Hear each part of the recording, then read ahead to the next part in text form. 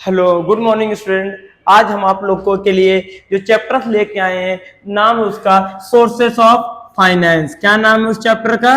Sources of finance. Sources of finance. Sources of finance का मतलब ये होता है, तो चाहे आपकी सोल प्रोप्राइटरशिप का बिजनेस हो, कंपनी का बिजनेस हो, पार्टनरशिप का बिजनेस है, लेकिन यहाँ पे जो सोर्सेस ऑफ फाइनेंस हम लोग बात करेंगे, ये सिर्फ कंपनी की बात करेंगे, ना तो सोल प्रोप्राइटरशिप की बात करेंगे, ना तो पार्टनरशिप की बात करेंगे, सिर्फ कंपनी की। सोर्सेस ऑफ फाइनेंस का मतलब ये होता है किस किस तरीके से कंपनी के पास पैसा ऑब्टेन करेगी, कंपनी किस किस सोर्स से पैसे को ऑब्टेन करेगी। तो सोर्सेस ऑफ फाइनेंस को ऑब्टेन करने के दो तरीके होते हैं। एक ओन्ड फंड होता है,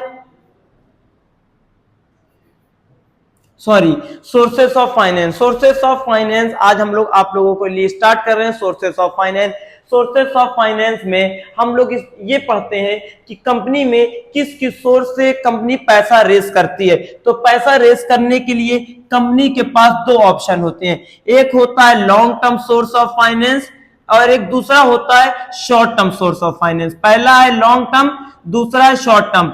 लॉन्ग टर्म का मतलब जहां पे कंपनियां पैसा बारो करती हैं, फंड बारो करती हैं मोर देन 3 ईयर और 5 ईयर, जहां पे 3 साल से ज्यादा के लिए फंड बारो किया जाता है, उसको बोलते हैं long term source of finance. जहां पे 1 साल या 1 साल से कम के लिए पैसा बारो किया जाता है, तो उसको बोलते हैं short term source of finance. तो हम लोग सबसे पहले स्टार्ट करेंगे long term source of finance. सबसे पहले कौन सा स्टार्ट करेंगे? Long term source of finance. लेकिन लॉन्ग टर्म और शॉर्ट टर्म को पढ़ने से पहले आपको हम ये डिटेल बता दें कि लॉन्ग टर्म और शॉर्ट टर्म के जो फाइनेंस कंपनियां बोरो करती हैं, लॉन्ग टर्म मतलब जो लंबे समय वाले, शॉर्ट टर्म मतलब जो छोटे 1 साल से कम के लिए, इन दोनों को कंपनियां बोरो करती हैं दो तरीके से। कितने तरीके से बोरो करती हैं? एक होता है ओन्ड फंड, एक होता है ओन्ड फंड, दूसरा होता है बोरोड फंड। एक होता है ओन्ड फंड, दूसरा होता है बोरोड फंड। ओन्ड फंड वो फंड होता है जिसमें हमारे आते हैं इक्विटी शेयर्स आते हैं, इक्विटी शेयर्स आते हैं। इक्विटी शेयर्स के अलावा हमारे प्रेफरेंस शेयर्स आते हैं, इक्विटी शेयर्स आते हैं, प्रेफरेंस शेयर्स आते हैं, रिटेन अर्निंग आती है। ये सारे हमारे ओन फंड के पार्ट्स हैं। जबकि बोरोड फंड में हमारा आता है डिबेंचर आते हैं, डिबेंचर आते हैं, लोन फ्रॉम फाइनेंशियल इंस्टीट्यूशन आता है, लोन फ्रॉम फाइनेंशियल इंस्टीट्यूशन आता है। लोन फ्रॉम फाइनेंशियल इंस्टीट्यूशन के अलावा लोन फ्रॉम बैंक आता है, लोन फ्रॉम बैंक आता है, इंटर कॉर्पोरेट डिपॉजिट आता है, इंटर कॉर्पोरेट डिपॉजिट आता है, फैक्टरिंग आता है। फैक्टरिंग को अकाउंट रिसीवेबल भी कहा जाता है। बहुत सारे टॉपिक हैं, आइए पहले एक एक करके हम डिटेल स्टार्ट करते हैं। चलिए स्टार्ट करते हैं अपना सबसे पहला टॉपिक जो हमारे long term source of finance और ओन फंड के अंदर बिलोंग करता है।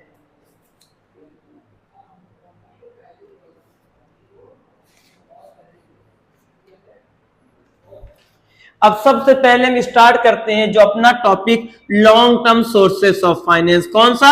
Long term sources of finance. Long term sources of finance में जो हमारा सबसे पहला टॉपिक होगा, long term source of finance में जो सबसे पहला टॉपिक होगा उसको बोलते हैं शेयर्स। क्या बोलते हैं? शेयर्स। शेयर्स वो होता है जो कंपनी का कैपिटल होता है, अगर उसको छोटे छोटे पार्ट में डिवाइड कर दिया जाए तो उसको बोलते हैं कैपिटल। शेयर्स का पहले, शेयर्स से पढ़ने से पहले आप याद करिए एक टॉपिक होता है शेयर्स। शेयर्स का मतलब क्या होता है? जो कंपनी का कैपिटल होता है उसको छोटे छोटे पार्ट्स में डिवाइड कर दे, उसको क्या बोलेंगे? शेयर्स। जैसे कोई कंपनी 1 लाख रुपए से 1 लाख रुपए की उसको रिक्वायरमेंट है, तो 1 लाख रुपए किसी एक आदमी से नहीं बोरो करेगी, बल्कि उसको छोटे छोटे पार्ट में डिवाइड कर देगी। छोटे, जो आप लोगों ने प्रैक्टिकल पढ़ा होगा, 1 लाख रुपए अगर किसी कंपनी को रिक्वायरमेंट है तो 1 लाख रुपए हम किसी से, एक आदमी से बोरो करेंगे, नहीं देगा, उसको हम छोटे छोटे पार्ट में डिवाइड कर देंगे। फॉर एग्जाम्पल 10 रुपीज ईच, तो टोटल हमने 10 रुपए में उसको बांटा, तो कितने? 10,000 लोगों से हम पैसा मांगेंगे, और कितना हर एक लोग से मांगेंगे? कै रुपए? 10 रुपए। तो टोटल हमको कितना मिल जाएगा? 1 लाख रुपीज हमको ऑब्टेन हो जाएगा। कितना? 1 लाख रुपीज। अगर हमने ये बताया शेयर्स वो होता है जो कंपनी का कैपिटल होता है, उसको छोटे छोटे पार्ट में डिवाइड कर दें, उसको क्या बोलेंगे, शेयर। और शेयर दो टाइप के होते हैं, इक्विटी शेयर्स होता है और प्रेफरेंस शेयर्स होता है। इक्विटी शेयर्स और प्रेफरेंस शेयर दो टाइप के शेयर्स होते हैं। प्रेफरेंस शेयर्स वो शेयर्स होता है जिसके पास दो प्रेफरेंशियल राइट है।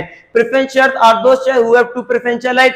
पहला प्रेफरेंशियल राइट ये होता है कि at the time when company earn a profit, जब कंपनी प्रॉफिट कमाती है तो सबसे पहले डिविडेंड देगी प्रेफरेंस शेयर्स को। सबसे पहले डिविडेंड किसको देगी, प्रेफरेंस शेयर्स को। उसके बाद अगर पैसा बचेगा तो डिविडेंड इक्विटी शेयर्स को दिया जाएगा। पहली प्रायोरिटी है। दूसरी प्रायोरिटी ये होती है कि at the time of winding up, जब कंपनी बंद होने वाली है तो सबसे पहले पैसा किसका रिटर्न किया जाएगा, प्रेफरेंस शेयर्स को। इसके बाद पैसा रिटर्न किया जाएगा इक्विटी शेयर्स को। ये दूसरा। अब प्रेफरेंस शेयर, अब आ जाए प्रेफरेंस शेयर्स भी, प्रेफरेंस शेयर के पास वोटिंग राइट होती है, लेकिन प्रेफरेंस शेयर के पास वोटिंग राइट नहीं होती। दोनों आ जाए। अभी हमने ये बताया कि शेयर हमारे दो टाइप के होते हैं, इक्विटी शेयर्स और प्रेफरेंस शेयर। प्रेफरेंस शेयर वो होते हैं जिनके पास दो प्रेफरेंशियल राइट है। पहला प्रेफरेंशियल राइट ये होता है कि अगर कंपनी बंद होने, सबसे पहला प्रेफरेंशियल राइट ये होता है कि अगर कंपनी प्रॉफिट कमाएगी सबसे पहले डिविडेंड किसको देगी, प्रेफरेंस शेयर्स को, उसके बाद बचेगा तो इक्विटी को देगी। दूसरा प्रेफरेंशियल राइट ये होता है कि अगर कंपनी कभी बंद होने वाली होगी सबसे पहले प्रेफरेंस शेयर्स का कैपिटल रिटर्न किया जाएगा, उसके बाद इक्विटी शेयर्स का।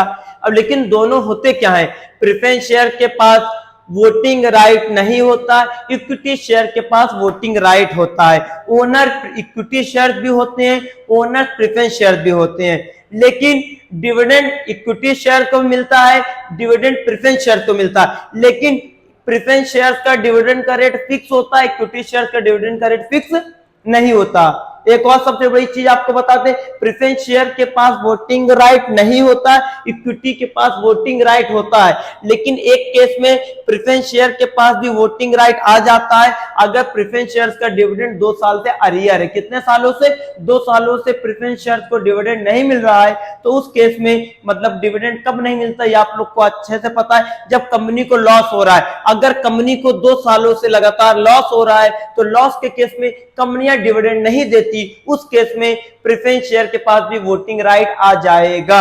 याद रखिएगा, एक बहुत अच्छा क्वेश्चन है, कोई बच्चे से पूछा जाता है बताइए प्रेफरेंस शेयर के पास वोटिंग राइट होता है, बच्चा कहता है सर नहीं। लेकिन आप लोग याद रखना, एक केस में प्रेफरेंस शेयर के पास वोटिंग राइट आ जाता है when company have not earn profit in last 2 year, मतलब कि कंपनी को लास्ट 2 ईयर से प्रॉफिट नहीं हो रहा है, मतलब कंपनी लॉस में जा रही है, उस केस में उसके पास भी वोटिंग राइट आ जाए। ये होते हैं हमारे शेयर। उसके अलावा शेयर्स के अलावा हमने आपको बता ही दिया लॉन्ग टर्म में शेयर्स, लेकिन शेयर्स की 2 कैटेगरी बांटी गई है, इक्विटी शेयर्स और प्रेफरेंस शेयर्स। ये आपने दोनों पढ़ ही लिया, इक्विटी शेयर भी पढ़ लिया और प्रेफरेंस शेयर भी पढ़ लिया। अगला हमारा टॉपिक है रिटेन अर्निंग। क्या हमारा टॉपिक है, retained earning.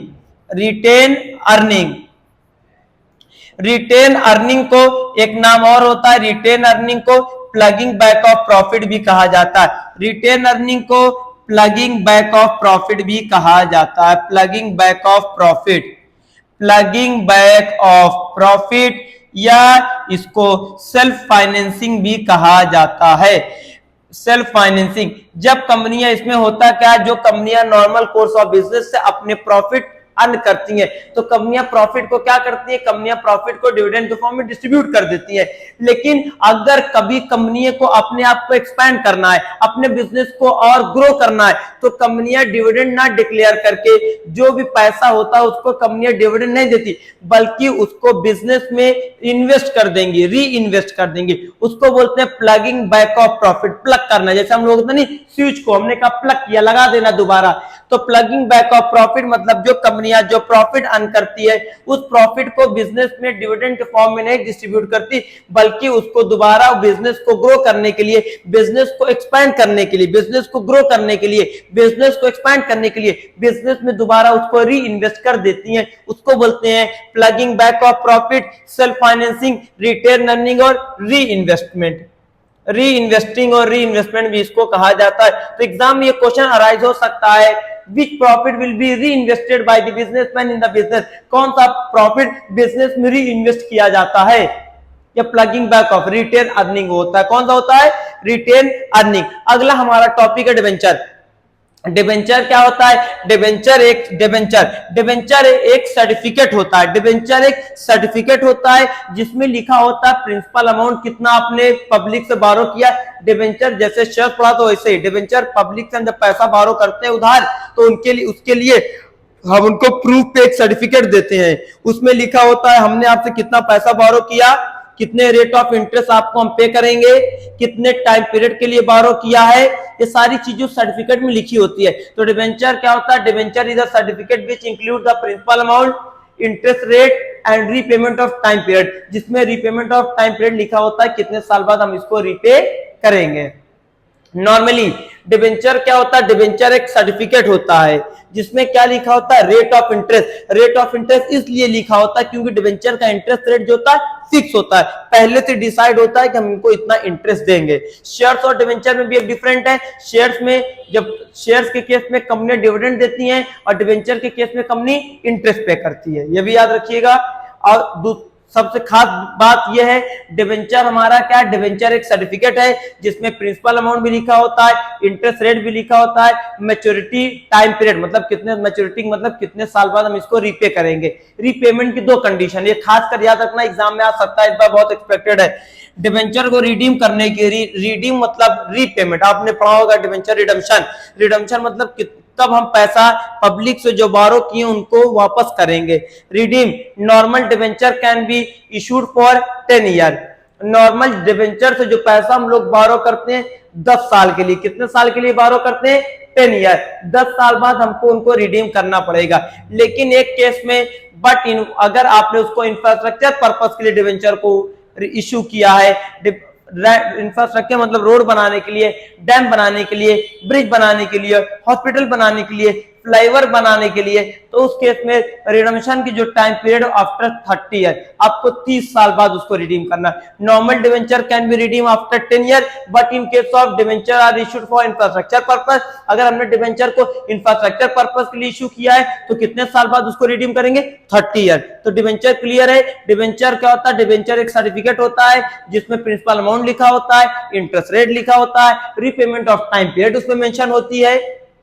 Repayment of time period मतलब कितने साल बाद उसको रीपे करेंगे, इसी को बोलते हैं डिवेंचर। और डिवेंचर में हमने कहा रीपेमेंट की कंडीशन याद रखना। नॉर्मली डिवेंचर कितने साल बाद रिडीम किए जाते हैं? 10 साल बाद। लेकिन अगर जो इंफ्रास्ट्रक्चर पर्पस के लिए डिवेंचर इश्यू किए, इंफ्रास्ट्रक्चर मतलब रोड बनाने के लिए, डैम बनाने के लिए, ब्रिज बनाने के लिए, हॉस्पिटल बनाने के लिए, फ्लाईओवर बनाने के लिए, उस केस में डिवेंचर रिडम्पशन टाइम पीरियड कितने साल है? 30 साल है।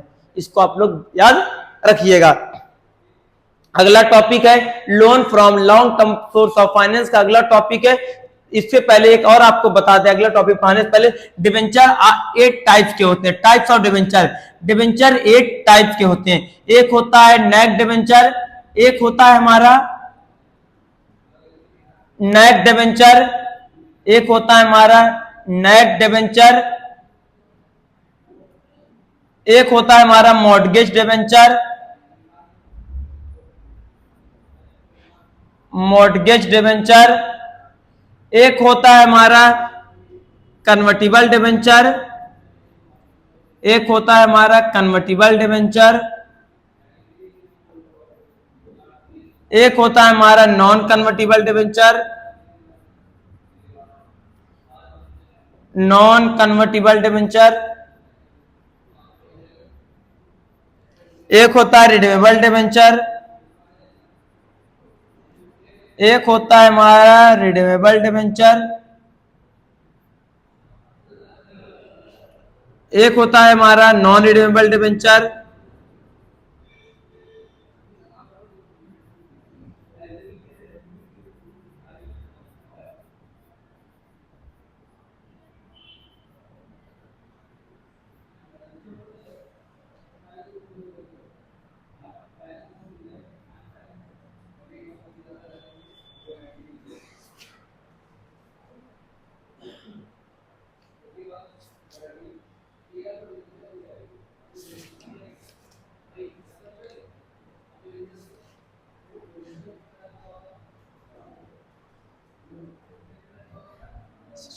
एक होता है हमारा बियरर डिवेंचर,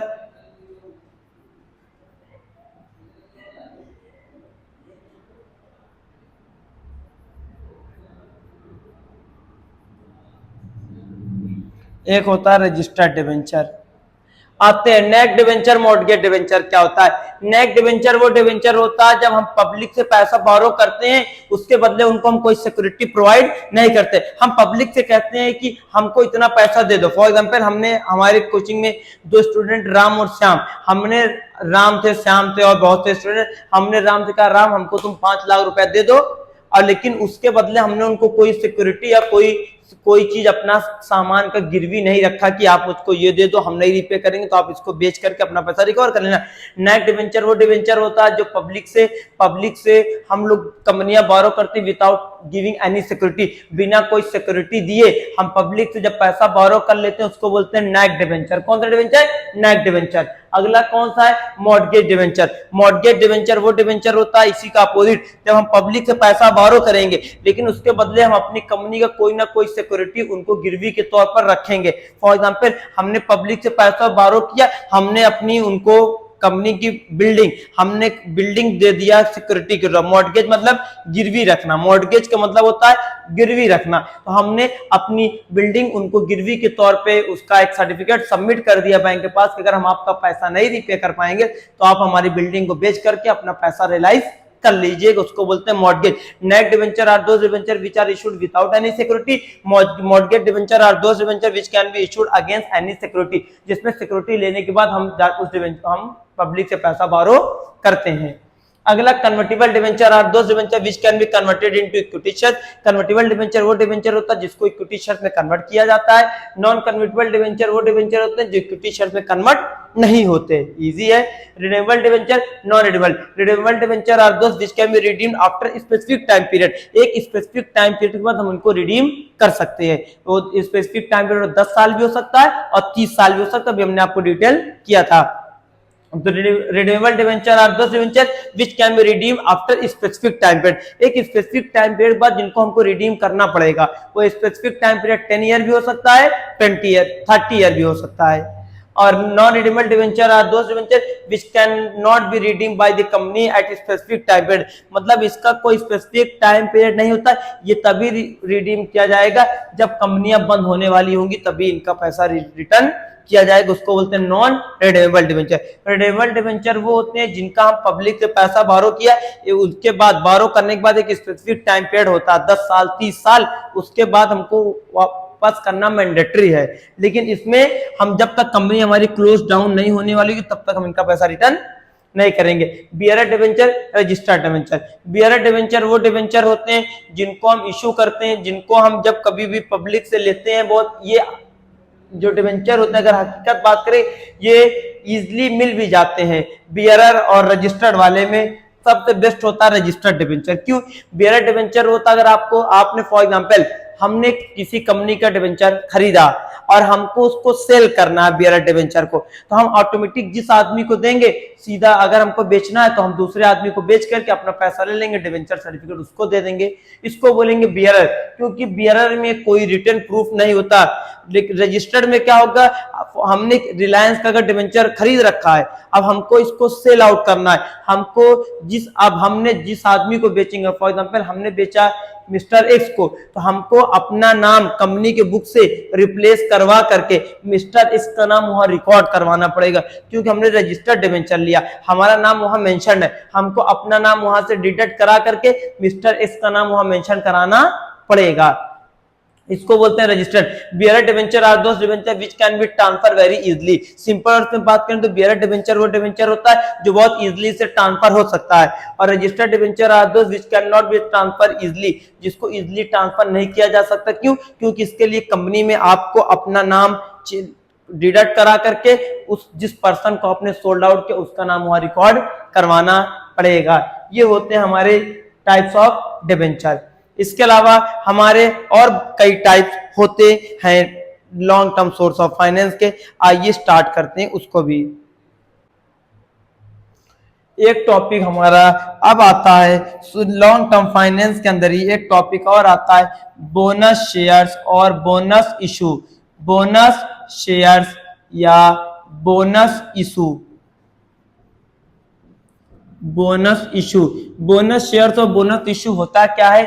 बोनस का मतलब फ्री ऑफ कॉस्ट। बोनस का मतलब जब कंपनियों में हम लोग काम करते हैं हमको वहां जो बोनस मिलता है उसको बोलते हैं बोनस। लेकिन बोनस शेयर्स होता क्या है, जब हम कंपनियों में वर्क करते हैं, वर्क कर रहे होते हैं तो कंपनियां में काम करते हैं तो भी जो वर्कर होते हैं या जो एम्प्लॉय होते हैं उन सबको भी आपने सुना होगा बोनस मिलता है। लेकिन यहाँ हम बात कर रहे हैं बोनस शेयर।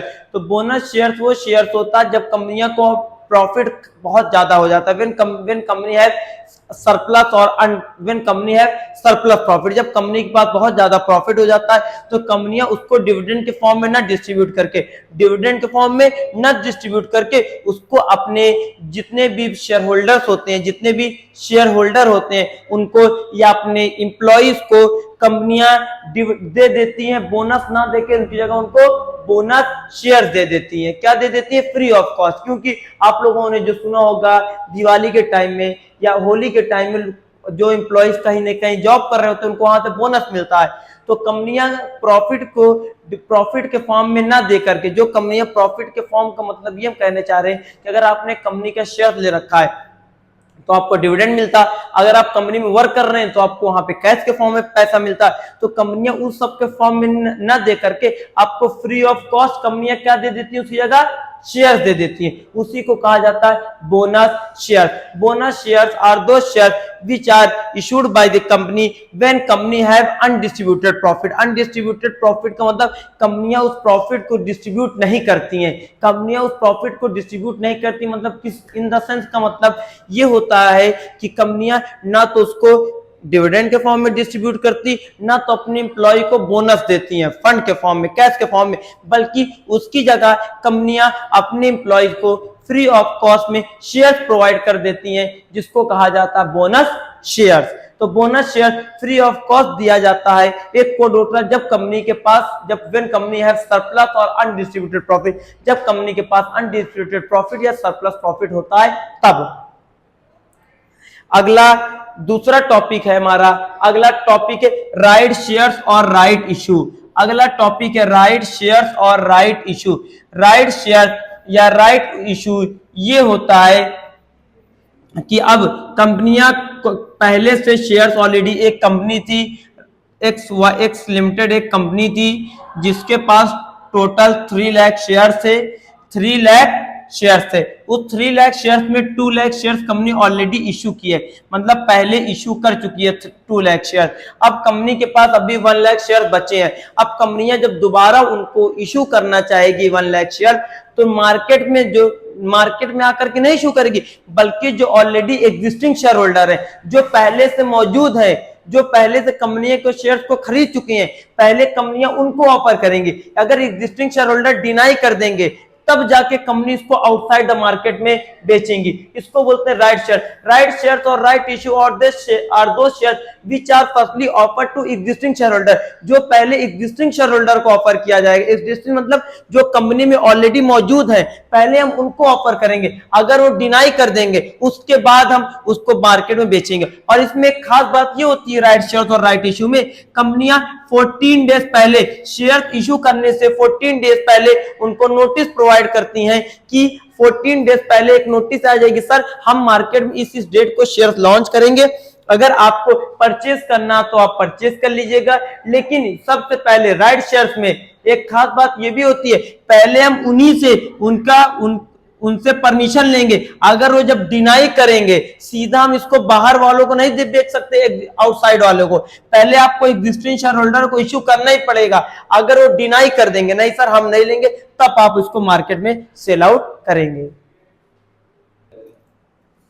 बस अगला टॉपिक है ESOP, employ stock option plan. Employ stock option plan वही स्कीम होती है जो कंपनी अपने एम्प्लॉय के लिए लाती है। एम्प्लॉय मतलब जो कंपनी में वर्क कर रहे होते हैं। ये सिर्फ ईएसओपी जो होता है ये सिर्फ कंपनी के एम्प्लॉयज के लिए होता है जो कंपनियां में काम कर रहे होते हैं। और इसमें खास बात होता है ईएसओपी शेयर वो शेयर होते हैं जो कंपनी अपने एम्प्लॉय को सिर्फ ऑफर करती है, बाकी किसी को नहीं करती। और जो मार्केट में प्राइस होता है उससे कम प्राइस पे ऑफर करती है, उसको बोलते हैं employ stock option plan. Employ stock option plan are those share which are offered by the company to the employees who are doing working in the company at below market price। अगर market में price 20 रुपए का है किसी share का तो अपने employ को 15 रुपए में ऑफर करेंगे, उसको बोला जाता है ईएसओपी। पी।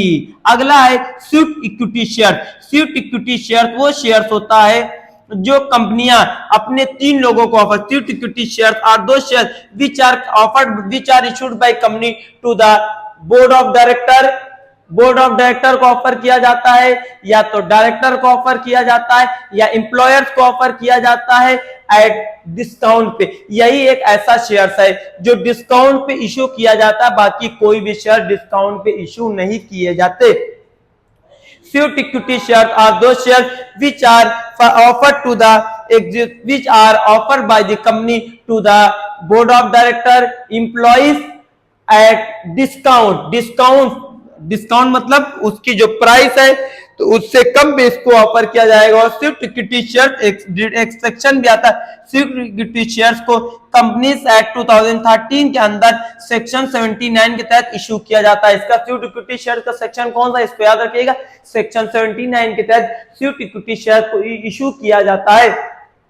कौन सा ऐसा शेयर था जो डिस्काउंट पे इशू किया जाता है, स्विफ्ट इक्विटी शेयर था जो डिस्काउंट पे इशू किया जाता है। और एक इसमें खास बात ये बस लास्ट टॉपिक कि इसको कंसिडरेशन अदर देन कैश, अगर आपके पास पैसा नहीं है तो आप कंपनी के लिए अगर कोई सर्विसेज प्रोवाइड करते हैं, जैसे बोर्ड ऑफ डायरेक्टर कंपनी के लिए सर्विसेज प्रोवाइड किया जाएगा, तो उसको उसकी सर्विस के बदले उसको उस महीने सैलरी नहीं दी जाएगी, उसकी जगह आपको शेयर्स दे दिया गया। और कोई एम्प्लॉयर कंपनी में वर्क कर रहा है, उसको भी सैलरी मिलती है, उसको सैलरी ना देकर के उसकी जगह उस स्विफ्ट इक्विटी शेयर दे दिया गया। तो स्विफ्ट इक्विटी शेयर वो शेयर होता है which are given to the employer board of director at discount under section 79। Section 79 के तहत स्विफ्ट इक्विटी शेयर को इशू किया जाता है और कंपनियां अपने बोर्ड ऑफ डायरेक्टर्स को और एम्प्लॉयर्स को ऑफर करती हैं। और ESOP क्या होता है, जो कंपनी अपने एम्प्लॉयज को ऑफर करती हैं।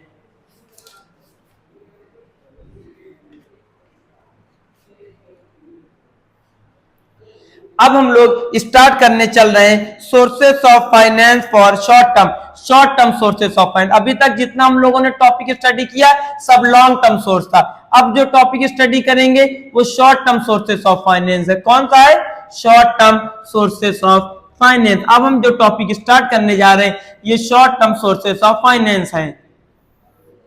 इसमें एक टॉपिक होता है पब्लिक डिपॉजिट, एक टॉपिक होता है पब्लिक डिपॉजिट, एक होता है inter corporate deposit. Inter corporate deposit,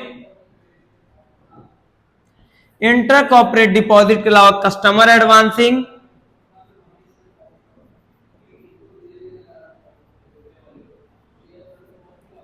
trade credit,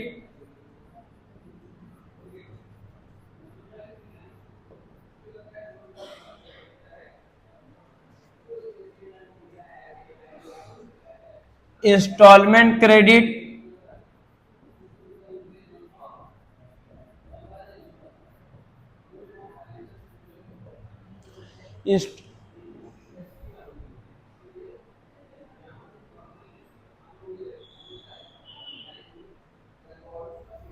commercial bank.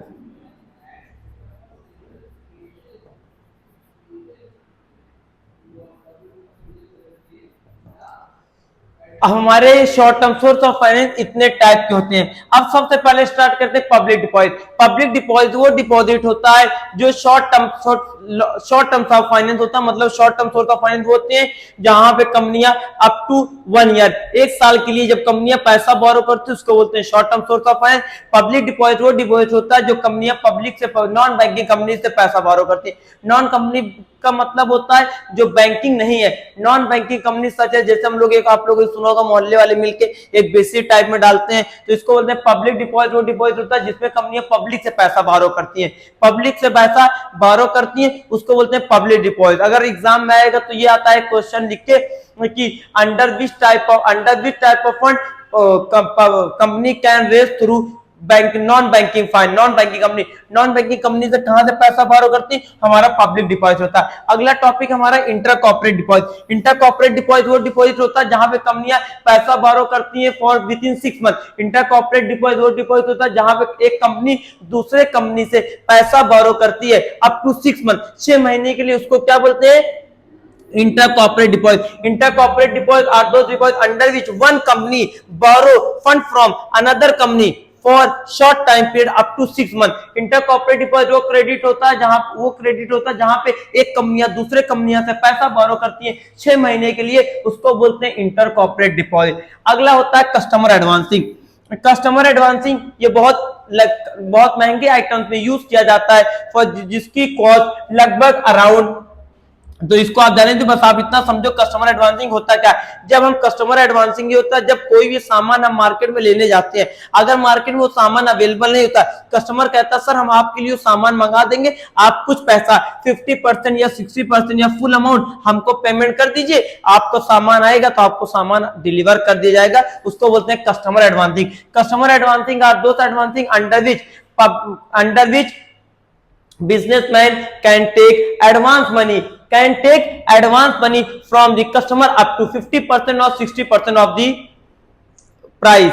जितनी उसकी प्राइस होती है उसका 50% या 60% हम लोग एडवांस पैसा ले लेते हैं कस्टमर से। फॉर एग्जांपल अगर हम मार्केट में गए कोई कार वगैरह बुक करने, तो फॉर एग्जांपल अगर कार हमने फाइनेंस पे लेने की सोची है तो हम उसमें अगर 6 लाख रुपए डाउन पेमेंट पे करने की बात सोचा था, तो कहेंगे सर आप 20% या 30% उतना 6 लाख का 20% फॉर एग्जाम्पल पे कर दीजिए, आपकी कार आ जाएगी, फिर आप बाकी 4 लाख पे कर दीजिए, उसको बोलते हैं कस्टमर एडवांसिंग। अगला ट्रेड क्रेडिट। ट्रेड क्रेडिट वो क्रेडिट होता है जहां पे हम लोग अपना सामान उधार बेचते हैं। Trade credit are those credit under which businessman sold goods up to 3 month, जहां पे 3 महीने के लिए सामान को उधार बेचा जाता है। मतलब कि यहाँ पे बेचने का मतलब नहीं, शॉर्ट कंपनियां, अगर एक कंपनी है वो दूसरी कंपनी से उधार सामान को परचेस करती है अप टू 3 मंथ। अगला टॉपिक है इंस्टॉलमेंट क्रेडिट। इंस्टॉलमेंट क्रेडिट वो क्रेडिट होता है जो हमारे महंगे आइटम्स होते हैं, जैसे कार हुई, बाइक हुई, उसके अलावा लोग लैपटॉप लेते हैं, आईफोन वगैरह हो गया, रेफ्रिजरेटर वगैरह हो गया, तो जिनके पास इतना पैसा तो उसको बोलते हैं इंस्टॉलमेंट क्रेडिट। इंस्टॉलमेंट क्रेडिट वो क्रेडिट होता है जिसमें हम लोग इंस्टॉलमेंट में सामान खरीदते हैं, फाइनेंस में कुछ डाउन पेमेंट पे कर देते हैं, बाकी हम लोग ईएमआई करवा लेते हैं कि हम लोग हर महीना इतना इतना इंस्टॉलमेंट पे करेंगे। इंस्टॉलमेंट क्रेडिट वो क्रेडिट होता है जब हम लोग इसमें खासकर वो आइटम्स आते हैं जिसकी कॉस्ट काफी हाई होती है, जिसकी कॉस्ट हाई होती है, वो सामान इंस्टॉलमेंट क्रेडिट पे खरीदा जाता है। या तो सिंपल बात कर लीजिए, जो ड्यूरेबल गुड्स होते हैं, जो ड्यूरेबल प्रोडक्ट होते हैं, उनको इंस्टॉलमेंट क्रेडिट पे खरीदा जाता है। अगला हमारा है commercial bank. Commercial bank are those bank which offer the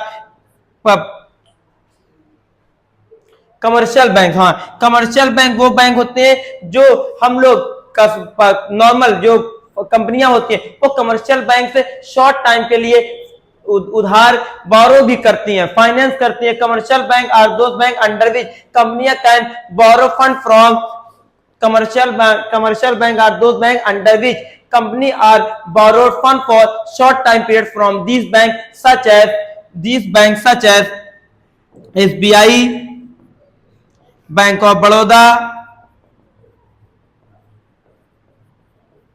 Punjab national bank. ये सारे बैंक से हम लोग शॉर्ट टाइम पीरियड के लिए पैसा बोरो करते हैं, उसको बोलते हैं कमर्शियल बैंक। कमर्शियल बैंक से 4 टाइप के लोन बोरो किए जाते हैं। एक ट्रेड क्रेडिट लिया जाता है, कमर्शियल बैंक से 4 टाइम पे फंड हम बोरो करते हैं। एक शॉर्ट टाइम पीरियड के लिए करते हैं, एक शॉर्ट टर्म लोन होता है, इसके अलावा एक बैंक ओवरड्राफ्ट होता है, एक डिस्काउंटिंग ऑफ बिल होता है,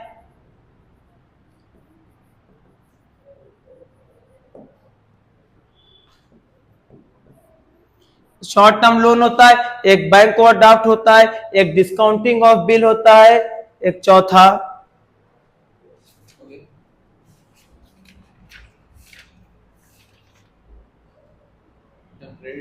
कैश क्रेडिट, एक चौथा हमारा होता है कैश क्रेडिट। ये 4 टाइप के कमर्शियल बैंक हमको लोन प्रोवाइड करते हैं, एक शॉर्ट टर्म लोन, एक बैंक ओवरड्राफ्ट, एक डिस्काउंटिंग ऑफ बिल, एक कैश क्रेडिट। सिर्फ इतने ही टॉपिक आपके कोर्स में हैं, लॉन्ग टर्म और शॉर्ट टर्म। लॉन्ग टर्म में शॉर्ट टर्म 2 तरीके होते हैं, ओन फंड भी होता है, बोरोड फंड भी होता है। हमने लॉन्ग टर्म भी डिस्कस किया, शॉर्ट टर्म भी डिस्कस किया। ये इतने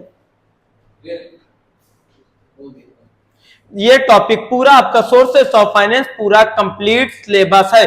जितने भी टॉपिक थे सब हमने इसमें डिस्कस किया। इसमें खासकर दो टॉपिक्स लॉन्ग के लिए काफी एक्सपेक्टेड है, एक डिबेंचर हुआ, एक शेयर्स हुआ आपका, या तो दूसरा तीसरा क्वेश्चन एक्सपेक्टेड है sources of fund, explain sources of fund. Short term भी हो सकता है, लॉन्ग टर्म भी हो सकता है।